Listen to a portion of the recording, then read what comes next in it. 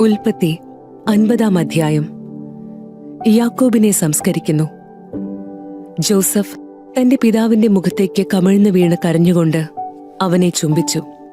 അവൻ തന്റെ ദാസന്മാരായ വൈദ്യന്മാരോട് പിതാവിന്റെ ശരീരത്തിൽ പരിമളദ്രവ്യങ്ങൾ പൂശാൻ ആജ്ഞാപിച്ചു. അവർ അങ്ങനെ ചെയ്തു. അതിന് 40 ദിവസമെടുത്തു. കാരണം പരിമളദ്രവ്യം പൂശിത്തീരാൻ അത്രയും ദിവസം വേണം. ഈജിപ്തുകാർ 70 ദിവസം അവനെ ഓർത്ത് വിലപിച്ചു. അവനു വേണ്ടിയുള്ള വിലാപകാലം കഴിഞ്ഞപ്പോൾ ജോസഫ് ഫറവോയുടെ വീട്ടുകാരോട് പറഞ്ഞു, നിങ്ങൾ എന്നിൽ സംപ്രീതരാണെങ്കിൽ ദയചെയ്ത് ഫറവോയോട് ഇങ്ങനെ ഉണർത്തിക്കുക. എന്റെ പിതാവ് എന്നെക്കൊണ്ടൊരു പ്രതിജ്ഞ ചെയ്യിച്ചു. അവൻ പറഞ്ഞു, ഞാൻ മരിക്കാറായി. കാനാൻ ദേശത്ത് എനിക്ക് വേണ്ടി ഞാൻ തയ്യാറാക്കിയിരിക്കുന്ന കല്ലറയിൽ തന്നെ നീ എന്നെ സംസ്കരിക്കണം. അതുകൊണ്ട് ഞാൻ പോയി എന്റെ പിതാവിനെ സംസ്കരിക്കട്ടെ. അത് കഴിഞ്ഞ് ഞാൻ തിരിച്ചുവരും. ഫറവോ പറഞ്ഞു, നീ പോയി അവൻ പ്രതിജ്ഞ ചെയ്യിച്ചതനുസരിച്ച് അവനെ സംസ്കരിക്കുക. ജോസഫ് പിതാവിനെ സംസ്കരിക്കാൻ പോയി. ഫറവോയുടെ വേലക്കാരും കൊട്ടാരത്തിലെ പ്രമാണികളും ഈജിപ്തിലെ തലവന്മാരും അവനോടൊപ്പം പോയി. ജോസഫിന്റെ വീട്ടുകാരും സഹോദരന്മാരും പിതാവിന്റെ കുടുംബവും അവന്റെ കൂടെ ഉണ്ടായിരുന്നു. കുട്ടികളും ആടുമാടുകളും മാത്രമേ ഗോഷൻ ദേശത്ത് ശേഷിച്ചുള്ളൂ. രഥങ്ങളും കുതിരക്കാരും അവനെ അനുഗമിച്ചു. അത് വലിയൊരു സംഘമായിരുന്നു. ജോർദാൻ അക്കരെയുള്ള അത്താദിലെ മെതിസ്ഥലത്തെത്തിയപ്പോൾ അവർ ഉച്ചത്തിൽ വിലപിച്ചു. അവൻ 7 ദിവസം പിതാവിനെ ഓർത്ത് വിലപിച്ചു. അന്നാട്ടുകാരായ കാനാന്യർ അത്താദിന്റെ മെതിക്കളത്തിൽ നടന്ന ഈ വിലാപം കേട്ടപ്പോൾ ഈജിപ്തുകാർക്ക് വളരെ ഗൗരവമുള്ള ഒരു വിലാപമാണിത് എന്നു പറഞ്ഞു.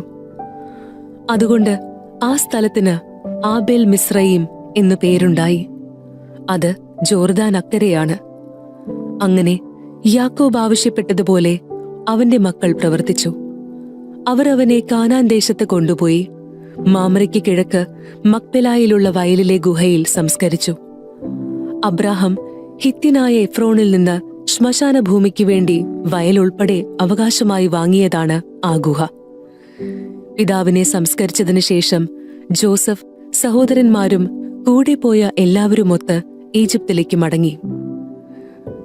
തങ്ങളുടെ പിതാവ് മരിച്ചപ്പോൾ ജോസഫിന്റെ സഹോദരന്മാർ പറഞ്ഞു, ഒരുപക്ഷെ ജോസഫ് നമ്മെ വെറുക്കുകയും നാം ചെയ്ത ദ്രോഹത്തിനെല്ലാം പകരം വീട്ടുകയും ചെയ്യും. പിതാവ് മരിക്കുന്നതിന് മുൻപ് ഇങ്ങനെ കൽപ്പിച്ചിരുന്നു എന്ന് പറയാൻ അവർ ഒരു ദൂതനെ അവന്റെ അടുത്തേക്ക് അയച്ചു. ജോസഫിനോട് പറയുക, അങ്ങയുടെ സഹോദരന്മാരുടെ തെറ്റുകളും കുറ്റങ്ങളും ദയവായി അവരോട് ക്ഷമിക്കുക. അവർ അങ്ങയെ ദ്രോഹിച്ചു. അങ്ങയുടെ പിതാവിന്റെ ദൈവത്തിന്റെ ദാസന്മാരുടെ തെറ്റുകൾ പൊറുക്കണമെന്ന് ഞങ്ങൾ അപേക്ഷിക്കുന്നു. അവർ ഇത് പറഞ്ഞപ്പോൾ ജോസഫ് കരഞ്ഞുപോയി. സഹോദരന്മാർ വന്ന് അവന്റെ മുൻപിൽ വീണു പറഞ്ഞു, ഞങ്ങൾ അങ്ങയുടെ ദാസന്മാരാണ്. ജോസഫ് പറഞ്ഞു, നിങ്ങൾ പേടിക്കേണ്ട. ഞാൻ ദൈവത്തിന്റെ സ്ഥാനത്താണോ? നിങ്ങൾ എനിക്ക് തിന്മ ചെയ്തു, പക്ഷെ ദൈവം അത് നന്മയാക്കി മാറ്റി. ഇന്നു കാണുന്നതുപോലെ അനേകം പേരുടെ ജീവൻ രക്ഷിക്കാൻ വേണ്ടിയാണ് അവിടുന്ന് അത് ചെയ്തത്. അതുകൊണ്ട് ഭയപ്പെടേണ്ട. നിങ്ങളെയും നിങ്ങളുടെ കുഞ്ഞുങ്ങളെയും ഞാൻ പോറ്റിക്കൊള്ളാം. അങ്ങനെ അവൻ അവരെ ധൈര്യപ്പെടുത്തുകയും സാന്ത്വനപ്പെടുത്തുകയും ചെയ്തു. ജോസഫിന്റെ മരണം. ജോസഫും അവന്റെ പിതാവിന്റെ കുടുംബവും ഈജിപ്തിൽ പാർത്തു. ജോസഫ് 110 കൊല്ലം ജീവിച്ചു. എഫ്രായിമിന്റെ 3-ാം തലമുറയിലെ മക്കളെ അവൻ കണ്ടു. മനാസയുടെ മകനായ മാക്കീറിന്റെ കുഞ്ഞുങ്ങളും ജോസഫിന്റെ മടിയിൽ കിടന്നിട്ടുണ്ട്. ജോസഫ് സഹോദരന്മാരോട് പറഞ്ഞു, ഞാൻ മരിക്കാറായി. എന്നാൽ ദൈവം നിങ്ങളെ സന്ദർശിക്കും. അബ്രാഹത്തിനും ഇസഹാക്കിനും യാക്കോബിനും വാഗ്ദാനം ചെയ്ത നാട്ടിലേക്ക് അവിടുന്ന് നിങ്ങളെ കൊണ്ടുപോകും. ദൈവം നിങ്ങളെ സന്ദർശിക്കുമ്പോൾ നിങ്ങൾ എന്റെ അവശിഷ്ടങ്ങൾ ഇവിടെ നിന്ന് കൊണ്ടുപോകണം എന്ന് തന്റെ സഹോദരന്മാരോട് പറഞ്ഞ് ജോസഫ് അവരെ കൊണ്ട് പ്രതിജ്ഞ ചെയ്യിച്ചു. 110 വയസ്സായപ്പോൾ ജോസഫ് മരിച്ചു.